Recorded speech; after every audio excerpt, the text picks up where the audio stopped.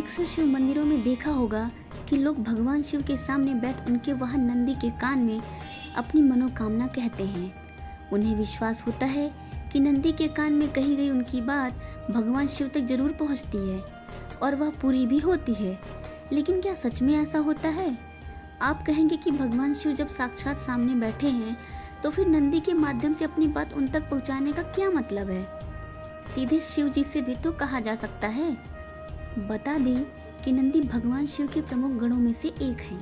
कहा जाता है कि नंदी पूर्व में शिलाद ऋषि थे, जिन्होंने हजारों वर्षों तक घोर तपस्या करके भगवान शिव को प्रसन्न किया और उनसे यह वरदान पाया कि वे सदैव उनके साथ रहेंगे। जिसके बाद शिलाद ऋषि की तपस्या से प्रसन्न होकर भगवान शिव ने उन्हें अपने वाहन के रूप में सदैव अपने साथ रखने का वचन दिया और तभी से वे नंदी के रूप में शिव जी के साथ रहते हैं। दरअसल शिव महापुराण की माने तो भगवान शिव सदैव तपस्या में लीन रहते हैं।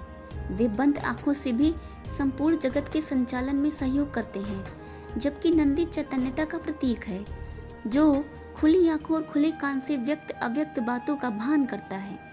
पुराणों के अनुसार भगवान शिव की तपस्या में किसी प्रकार का विघ्न न पड़े, इसलिए नंदी चैतन्य अवस्था में उनके तपोस्थल के बाहर तैनात रहते हैं।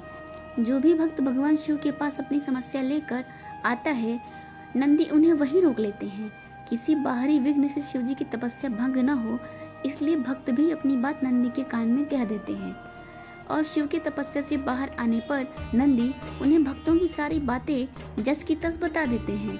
इतना ही नहीं, भक्तों को यह भी विश्वास होता है कि नंदी उनकी बात शिव जी तक पहुंचाने में कोई भेदभाव नहीं करते और वे शिव जी के प्रमुख गण हैं, इसलिए शिव जी भी उनकी बात अवश्य मानते हैं। नंदी के कान में भी अपनी समस्या या मनोकामना कहने के कुछ नियम हैं, उनका पालन करना आवश्यक है और नंदी के कान में अपनी मनोकामना कहते समय इस बात का ध्यान रखें कि आपकी कही हुई बात कोई और न सुने। अपनी बात इतनी धीमे कहें कि आपके पास खड़े व्यक्ति को उस बात का पता न लगे। ध्यान रहे कि नंदी के कान में अपनी बात कहते समय अपने होठों को अपने दोनों हाथों से ढक लें, ताकि कोई अन्य व्यक्ति उस बात को कहते हुए आपको ना देखे।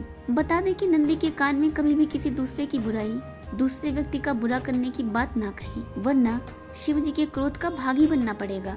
इतना ही नहीं, नंदी के कान में अपनी मनोकामना कहने से पहले नंदी का पूजन करें और मनोकामना कहने के बाद नंदी के समीप कुछ भेंट अवश्य रखें। या भेंट धन या फलों के रूप में हो सकती है।